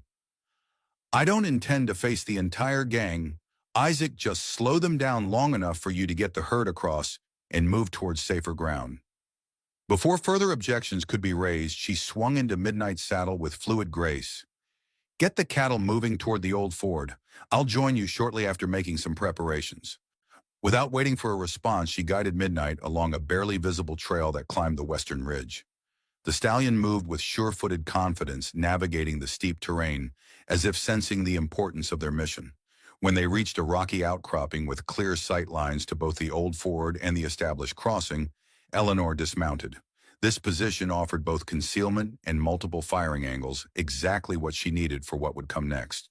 From her saddlebags, she retrieved items that hadn't seen use since her performance days: a specialized ammunition belt with custom-loaded cartridges, a small brass spyglass modified for range estimation, and a leather wrist guard that had once been part of her show costume, but served the practical purpose of preventing painful recoil during rapid-fire sequences. As she prepared her position, Eleanor found herself slipping into the focused mental state that had once been second nature during performances. Her breathing slowed, her senses, sharpened the distractions of fatigue and worry, receding as she calculated distances, wind conditions, and potential targets with mathematical precision. Through her spyglass, she watched her men begin moving the herd toward the old ford, with Daniel positioned at the rear to prevent strays. Thunder, the massive lead steer, initially hesitated at the water's edge, before Samuel's gentle coaxing convinced him to enter the swift current. The rest of the herd followed, creating a living chain of cattle stretching across the dangerous waters. Some animals struggled against the current, but the skilled guidance of the drovers kept the crossing orderly, if slow. It took less than 10 minutes for Montgomery's lookout to spot the unexpected maneuver. The man immediately signaled to his companions with a mirror flash, and soon Eleanor observed frantic activity at the ambush positions as men realized their carefully planned trap was being circumvented. Right on schedule, she murmured, tracking the first riders who emerged from concealment, racing toward the old ford to intercept the crossing herd. Eleanor took a deep breath, held it for 2 seconds, then exhaled slowly as she brought the Winchester to her shoulder. The first shot was not aimed at the riders themselves, but at the ground directly in front of the lead horse, kicking up a spray of dirt that caused the animal to rear in panic, throwing its rider. The second and third shots followed in rapid succession, one disarming a man who had raised his rifle toward the crossing cattle, the other splintering the stock of another weapon being drawn from its scabbard. Non-lethal shots, but delivered with such speed and precision that they created immediate confusion among Montgomery's men, who couldn't identify the source of the accurate fire. From her elevated position, Eleanor continued to place carefully aimed shots that disrupted without killing disabling weapons, unseating riders, creating barriers of kicked-up earth and splintered rock that stalled the pursuit. Each pull of the trigger was a calculated decision, each bullet finding its mark with unerring accuracy. The crossing continued below the cattle now. More than halfway across the treacherous ford, Eleanor allowed herself a moment of satisfaction before turning her attention to new movement along the eastern ridge. A lone rider approaching from the south, separate from the main group of Montgomery's men. Even at this distance, she recognized Nathan Hayes's distinctive silhouette. Unlike his confused companions, Nathan had immediately understood what was happening and was moving to a position where he could counter Eleanor's covering fire, still reading the battlefield correctly. She noted with grudging respect Nathan had clearly deduced her likely position based on the trajectory of her shots, applying the very lessons she had taught him years ago. Their confrontation was inevitable now. Student versus teacher, each knowing the other's methods and mindset. Eleanor adjusted her position slightly, seeking better cover as she prepared for the most challenging exchange of the morning. Through her spyglass, she watched Nathan dismount and advance on foot, using the terrain for concealment in a way that would make him nearly invisible to anyone without Eleanor's trained eye. His approach was methodical, patient, the movement of a hunter rather than a gunman. Below, the last of the cattle were reaching the eastern bank, Samuel and Isaac working frantically to establish control of the herd. While Robert and Daniel provided rear guard, Nathan's first shot came without warning, a precise round that struck inches from Eleanor's position, showering her with stone fragments. A warning, not an attempt to kill, Eleanor responded in kind, her bullet kicking up dirt near his concealed location. For several minutes they exchanged carefully placed shots, neither attempting to hit the other directly, but each demonstrating their extraordinary skill. It was a strange, dangerous conversation conducted in gunfire, each shot conveying messages that words couldn't express. Then came the moment Eleanor had been waiting for. Nathan, attempting to advance to a better position, momentarily exposed himself. Eleanor's shot struck his rifle, directly splintering the wooden stock and rendering the weapon useless without harming Nathan himself. A stunned silence followed. Eleanor rose from her concealment, Winchester still ready but not aimed directly at her former student. "You could have taken that shot center mass," Nathan called across the distance separating them. Why didn't you?" "The same reason you aimed for the rock beside me rather than my head," Eleanor replied, her voice carrying clearly in the morning air. "Some lines once crossed can never be uncrossed." Nathan stood slowly, his disabled rifle hanging uselessly at his side. "Montgomery won't stop. You know that? I'm counting on it," Eleanor confirmed. "By the time your employer regroups and replans, my cattle will be within sight of Cheyenne and beyond his reach." "And me?" Nathan asked, his hand hovering near his holstered revolver. Eleanor's Winchester remained steady. "That depends on you, Nathan. The young scout I knew in St. Louis wouldn't be working for a man like Montgomery, helping destroy honest ranches for profit." "That young scout grew up," Nathan replied, a hint of bitterness in his voice. "Discovering the world doesn't reward honesty and principle. It rewards power and connection." "Or is that what you found with Montgomery reward?" Eleanor challenged. "Or just another master to serve while compromising whatever remains of your integrity?" The question hung between them, unanswered. Below the last of the Twin Pines, cattle had successfully crossed the river and were being directed northward along the eastern bank, away from the established ambush positions. Eleanor's diversionary tactic had worked perfectly. "It's not too late to make different choices," Eleanor said, her tone softening slightly. "Catherine still believes in you, even if you've stopped believing in yourself." Nathan's expression tightened at the mention of his sister. Easy moral judgments from the woman who abandoned her talent to become a rancher's wife. Was domestic obscurity everything you hoped for, Eleanor? The barb struck deeper than Eleanor would have admitted, but her voice remained steady. "I chose a life with meaning and purpose. Nathan Matthew Blackwood was a good man who saw me as more than a performer or a curiosity. What meaning have you found in Montgomery's employ? What purpose beyond violence and intimidation?" For a moment, something vulnerable flickered in Nathan's weather-leathered features, a glimpse of the idealistic young scout beneath the hardened exterior. Then his professional mask reasserted itself. "Montgomery has 20 more men within a day's ride," he stated flatly. "This isn't over." "No," Eleanor agreed, "but the next phase won't be played out here. Tell your employer that Twin Pines cattle will reach the Cheyenne stockyards tomorrow, along with documented evidence of his operation that I've arranged to deliver to Judge Morrison personally." Nathan's eyes narrowed. "What evidence?" "Matthew kept records." Nathan detailed records of every offer, every threat, every suspicious incident. After his death, I found them along with instructions to deliver them to the territorial judge if anything happened to him. Eleanor's expression hardened. He knew Montgomery was dangerous. What he couldn't have known was how far your employer would go to eliminate opposition. The implication hung in the air between them. Nathan's gaze fell, a combination of confusion and dawning comprehension crossing his features. "You think Montgomery was behind Matthew's death?" he said, not quite a question. "I know he was," Eleanor replied with quiet certainty.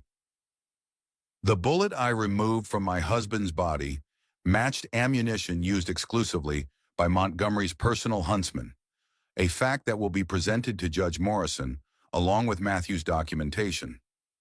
Nathan absorbed this information, his expression unreadable. Whatever his moral compromises, discovering his employer's involvement in cold-blooded murder clearly disturbed him more than he wanted to admit. "What happens now?" he finally asked. "Now you make a choice," Eleanor told him, lowering her Winchester slightly. "Return to Montgomery with news of another failure, knowing what you now know about him. Or right away, start fresh somewhere, far from here. That's simple. Nothing about this is simple, Nathan, but some choices are clearer than others." A tense silence stretched between them, broken only by the distant sounds of the cattle drive, continuing its progress toward Cheyenne. Finally, Nathan removed his gun belt, dropping it deliberately onto the rocky ground. "Tell Catherine," he began, then shook his head. "No, I'll tell her myself when this is finished." Without another word, he turned and began walking not back toward Montgomery's position, but eastward, perpendicular to both paths. Eleanor watched him go, understanding the significance of his direction, neither returning to Montgomery nor joining her drive, but choosing a third path, his own. Whether that path would ultimately lead to redemption or further compromise remained to be seen, but the choice itself represented a small victory. When Nathan disappeared from sight, Eleanor returned to where Midnight waited patiently, the stallion nickering softly as she approached. "Good boy," she murmured, stroking his sleek neck. "One last push to catch up with the others." As she guided Midnight down toward the river crossing, Eleanor felt a weight lifting, not just the immediate danger of Montgomery's ambush, but something deeper. For 12 years she had buried the Eagle of Ohio beneath the identity of Mrs. Matthew Blackwood, believing one life had to end for another to begin. Now she understood that both women had always existed within her. The precise skill and tactical thinking that had made her a celebrated performer had served equally well in defending her ranch and her legacy. Matthew might have been uncomfortable with her public persona, but the abilities that defined her had never truly disappeared. They had simply found new purpose. Eleanor rejoined her drive 2 miles north of the crossing, finding the cattle moving steadily under the capable guidance of her small crew. Samuel raised his hat in salute as she approached, his expression reflecting both relief at her safe return and respect for what she had accomplished. "Montgomery's men?" he asked as she fell in beside him, temporarily discouraged. Eleanor replied with a hint of a smile, "Though I expect they'll regroup once Hayes delivers his report." "And will he deliver that report?" Eleanor's gaze turned briefly toward the eastern horizon where Nathan had disappeared. "I suspect Montgomery will soon find himself short one tracker." Daniel approached from the rear of the herd, his weathered face breaking into a rare smile. "These cattle are moving better than I've ever seen a drive through this territory. We'll make Cheyenne by tomorrow afternoon at this pace, provided we face no further interference," Eleanor cautioned, though her tone remained optimistic. "Montgomery would be a fool to try anything closer to Cheyenne," Robert observed. "Too many witnesses, too many questions." "Victor Montgomery is many things, but never a fool," Eleanor replied. "He'll recognize when a battle is lost and preserve his resources for other confrontations." The drive continued northward through the day, making excellent time across terrain that grew increasingly hospitable.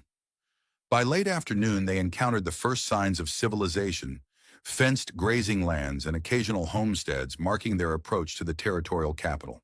At a small trading post 20 miles south of Cheyenne, they received unexpected news. The proprietor, an elderly man named Franklin, who had known Matthew Blackwood for decades, rushed out to greet them with a newspaper in hand. "Mrs. Blackwood, have you heard it's all over the territory?" he exclaimed, breathless with excitement. Eleanor accepted the newspaper, her eyes widening as she read the headline: "Federal Marshals Arrest Cattle Baron Montgomery on Conspiracy Charges." The article detailed a pre-dawn raid on Montgomery's headquarters, led by U.S. Marshal Daniel Wright, acting on evidence provided by multiple sources including documents delivered by Catherine Hayes that implicated Montgomery in the murder of Matthew Blackwood, Secretary for Catherine. Eleanor murmured a smile, touching her lips as she realized what had happened.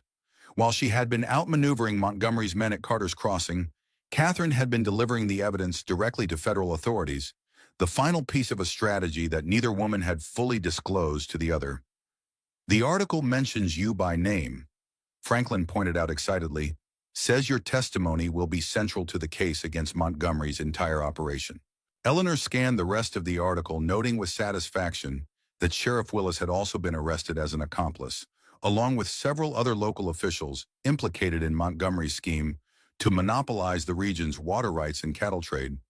"Seems your cattle drive is more of a victory parade now," Daniel observed, reading over her shoulder. Eleanor folded the newspaper carefully, her expression thoughtful. "The battle isn't over. Men like Montgomery have resources and connections that extend beyond territorial borders. This is a significant step, but not the end." "Perhaps," Daniel acknowledged, "but it's certainly a day worth celebrating." They continued toward Cheyenne with renewed energy, the cattle drive taking on an almost festive atmosphere as news of Montgomery's arrest spread among the hands. By sunset, they had reached the final campsite before the territorial capital, establishing their night camp with the efficiency of experienced drovers. As the men settled around the campfire, Eleanor walked to a small rise overlooking their position. The lights of Cheyenne glimmered in the distance, promising safety and the successful conclusion of their journey. Behind them stretched the vast Wyoming wilderness they had navigated against overwhelming odds.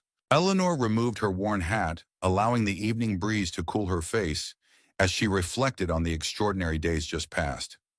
She had entered this drive as Eleanor Blackwood, widow and rancher, determined to preserve her husband's legacy. She would complete it as a woman fully reconciled to all aspects of herself: the performer, the sharpshooter, the strategist, and the rancher, each identity strengthening rather than diminishing the others. Samuel approached quietly, offering a cup of coffee. "Beautiful view," he observed, nodding toward the distant city lights. "Worth fighting for?" Eleanor agreed, accepting the cup gratefully. "What happens after we sell the cattle?" Samuel asked the question that had been on everyone's mind, but none had voiced directly. Eleanor sipped her coffee before answering. "Twin Pines continues. We rebuild, expand, adapt to whatever comes next. Matthew would have wanted that." "And the Eagle of Ohio?" Samuel ventured carefully. "Will she return to retirement?" The question might have offended her, once seeming to reduce her complex identity to a stage name. Now Eleanor found herself considering it thoughtfully. "The Eagle of Ohio was never just a performer," she replied. "She was a woman who refused to accept the limitations others placed on her abilities. That refusal continues, though perhaps in different forms." Samuel nodded, understanding the deeper meaning behind her words.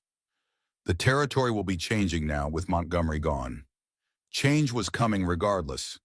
Eleanor observed, men like Montgomery recognize inevitable transitions and attempt to control them for personal gain. Our task is to ensure that change benefits the many, not just the powerful few. As darkness settled fully over the Wyoming plains, Eleanor returned to camp with Samuel, joining the men gathered around the fire. Their faces, illuminated by flickering flames, reflected the diverse backgrounds that had come together in common purpose during this cattle drive. Hispanic vaqueros, American frontiersmen, young hands seeking to prove themselves alongside veterans of countless drives. Matthew had built Twin Pines Ranch on principles of fairness and mutual respect that were all too rare in the evolving territories. Eleanor had maintained those principles through the hardest days following his death. Now, with Montgomery's threat neutralized and the ranch's future secure, she could build upon that foundation, creating something that honored Matthew's vision while incorporating her own unique strengths. The Winchester rifle rested beside her, its presence a reminder of the skills she had reclaimed and the identity she had reintegrated, no longer hidden away like a shameful secret. Her extraordinary abilities had become recognized tools for protecting what mattered: her ranch, her people, her future. As the stars emerged above the Wyoming wilderness, Eleanor Blackwood lifted her coffee cup in a silent toast to Matthew, to the journey completed, and to the woman she had finally fully become. Not just a widow with a rifle, but a legend in her own right, whose story was only beginning to unfold across the changing American frontier. Kadineku. The Cheyenne stockyards bustled with activity the following afternoon, as Eleanor's cattle were counted, weighed, and pronounced the finest stock to arrive that season. The bank representative handed over a draft for nearly twice what she had anticipated. The shortage caused by Montgomery's earlier rustling activities had driven prices to record highs. Eleanor folded the draft carefully and tucked it into her jacket pocket. The money would pay off Twin Pines' remaining debts and fund the improvements Matthew had dreamed of: a new breeding barn, expanded water systems, better housing for the hands. As she completed the final paperwork in the stockyard office, a tall, distinguished man in a federal marshal's uniform entered, removing his hat politely. "Mrs. Blackwood, I'm Daniel Wright, Chief Marshal for the Wyoming Territory. I wonder if I might have a word." Eleanor gestured to the empty chair across from her. "I've been expecting you, Marshal." Wright settled his substantial frame into the chair, studying Eleanor with intelligent eyes. "I've had quite the education these past 2 days, first from Judge Morrison, then from Miss Hayes, and now from the evidence we recovered at Montgomery's compound." He leaned forward slightly. "But I'd like to hear your version of events, if you don't mind." For the next hour, Eleanor detailed everything: Matthew's discovery of the mercury contamination, his murder disguised as an accident, Montgomery's escalating pressure to sell Twin Pines, and the events of the cattle drive. The marshal listened without interruption, occasionally making notes in a small book. "You've given us enough to put Montgomery away for decades," he said when she finished. "But there's still the matter of his associates. His lawyer's already working to distance several prominent businessmen from Montgomery's unfortunate excesses, as they're calling them. The powerful protect their own." Eleanor observed. "Indeed they do." Wright agreed. "Which is why your testimony before the grand jury will be crucial. These men need to understand that their money can't shield them from justice." Eleanor nodded. "You'll have it. When do you need me?" "The hearing is scheduled for next month. That should give you time to return to Twin Pines and get things in order." Wright hesitated, then added, "There's one other matter. Nathan Hayes has turned himself in." Eleanor's expression remained neutral, though her heart quickened. "Has he?" "Walked into my office this morning, laid out everything he knew about Montgomery's operation, made no excuses for his own part in it." Wright studied her reaction carefully. "He mentioned you, specifically said you reminded him of who he used to be." "Erronia, Nathan Hayes was once a good man." Eleanor said simply, "Still might be." Wright replied, "His testimony will be valuable, might even earn him leniency, but that's for the judge to decide." He stood, placing his hat back on his head.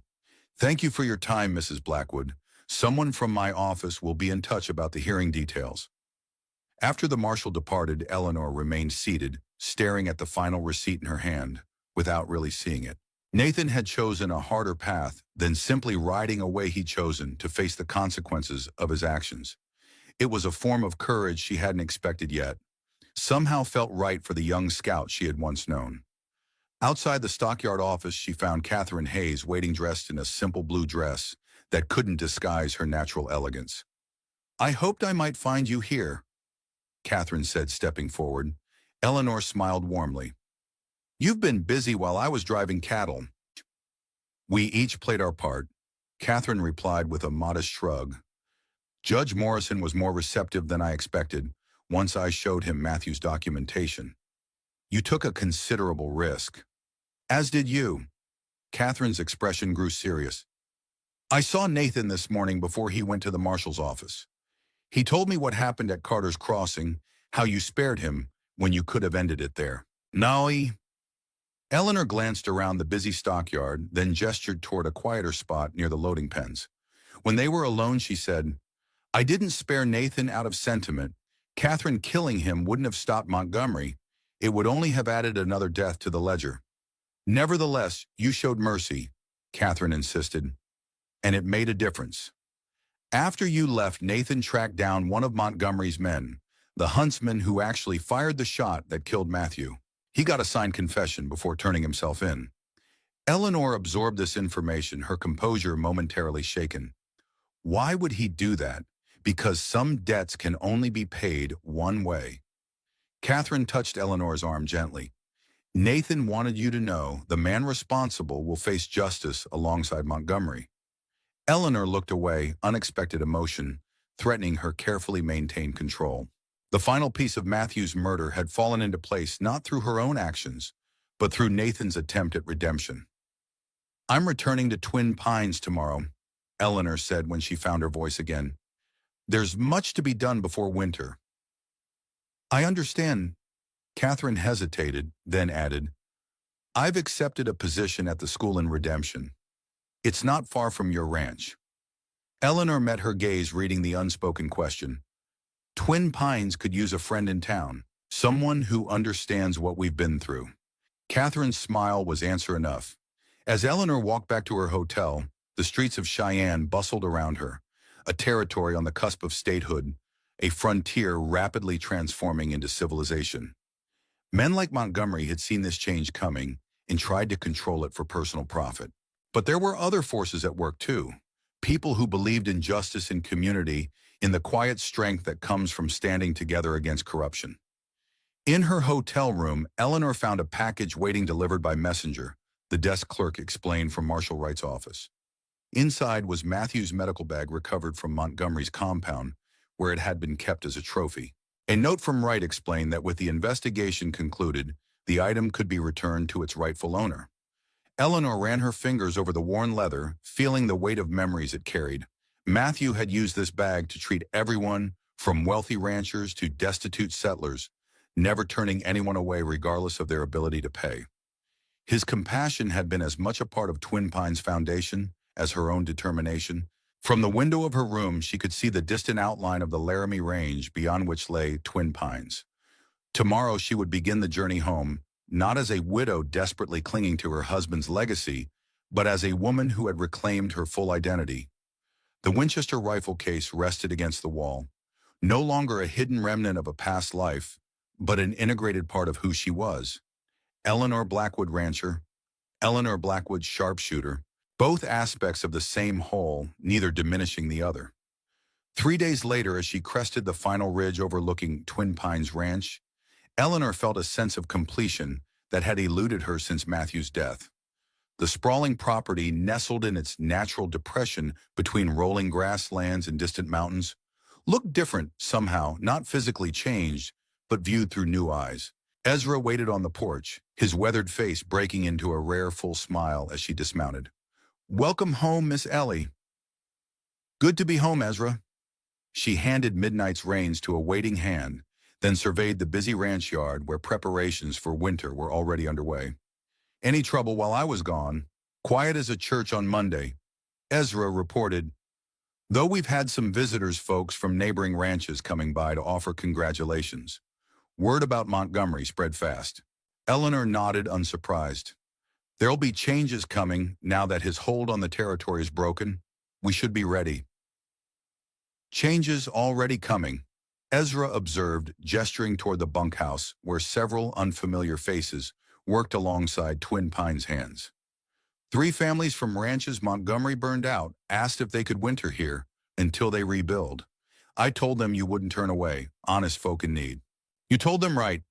Eleanor confirmed, her mind already calculating accommodations and supplies. This was exactly the kind of community support Matthew would have offered without hesitation. That evening, Eleanor stood on the porch of the main house, watching as ranch hands and displaced families gathered around communal fires for the evening meal. Children darted between groups, their laughter a sound rarely heard at Twin Pines in recent years. Looking at the scene, Eleanor felt a strange completion of a circle. When she had first arrived as Matthew's bride, this was his vision, Twin Pines as not just a successful ranch, but a cornerstone of a community based on mutual respect and support. In the years since his death, she had focused on survival, on maintaining what they had built together. Now, with Montgomery's threat removed and her own identity fully reclaimed, she could begin to look forward again to build something that honored Matthew's compassion while embracing her own strength. From the corner of her eye, she caught a flash of movement at the edge of the ranch yard. A young girl of perhaps 10 attempting to mimic the stance of a sharpshooter with a makeshift stick rifle. Eleanor recognized her as the daughter of one of the displaced families, watching with curious fascination. After a moment's consideration, Eleanor approached the child, who immediately lowered her stick expression, caught between embarrassment and awe. "You've got the stance almost right," Eleanor said gently, "but your back foot should be at an angle like this." She demonstrated the proper position. The girl's eyes widened. "Are you really her the eagle lady from the posters?" Eleanor smiled. "I was a long time ago. Pa says you're the best shot in the territory, that you drove off 20 bad men all by yourself to save your cattle." "Your pa exaggerates," Eleanor replied, though not unkindly. "I had good men helping me, but sometimes knowing how to stand your ground makes the difference between losing everything and saving what matters." The girl nodded solemnly, then asked, "Would you teach me to shoot? I mean, Pa says girls don't need to know, but Ma says times are changing." Eleanor studied the child's earnest face, seeing in it both determination and intelligence qualities the changing frontier would need in the generations to come. "Your mother is right," she said finally. "Times are changing, and if you're serious about learning, really learning, not just playing, I could show you a few things. With your parents' permission, of course." The girl's face lit up with a smile that reminded Eleanor unexpectedly of herself at that age, before social conventions had tried to limit what she could become. Perhaps this too was part of Matthew's legacy, creating a place where potential could flourish regardless of expectations. Later that night, as Eleanor sat at her desk reviewing the ranch accounts, her gaze fell on the photograph that had accompanied her throughout the cattle drive, herself in costume beside Buffalo Bill Winchester, raised triumphantly, "The Eagle of Ohio," captioned beneath. For years she had kept this image hidden away, as if ashamed of that chapter of her life. Now she placed it prominently on the bookshelf, alongside a portrait of Matthew in his army doctor's uniform. Two parts of her story, neither complete without the other. Outside, a full moon illuminated the Wyoming landscape, casting Twin Pines Ranch in silver light. In the distance, a coyote called a lonesome sound, answered by the deeper howl of a wolf pack, hunting the foothills. Predator and prey, light and shadow, past and future. The territory contained them all, just as Eleanor Blackwood now embraced all aspects of herself.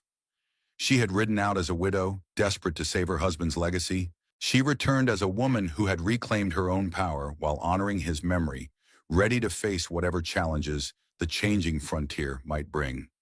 The Eagle of Ohio would soar again, not for applause or fame, but in defense of something far more valuable, a home worth fighting for, a community worth building, and a future worth believing in.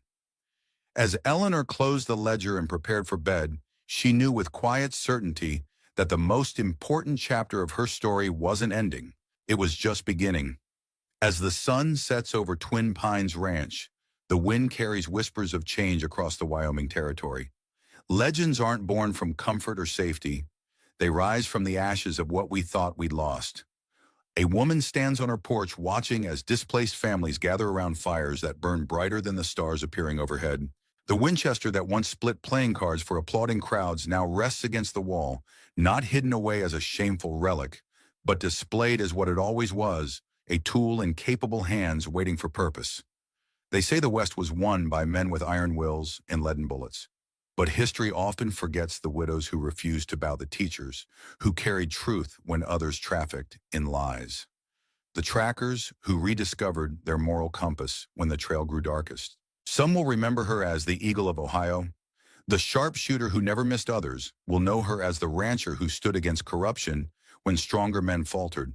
But perhaps the truest victory isn't found in either identity alone, but in the courage to embrace them both, to recognize that we need not bury our strength to find peace nor sacrifice, compassion to claim our power. In a land being rewritten by railroad tracks and cattle brands, sometimes the most revolutionary act is simply remembering who you truly are.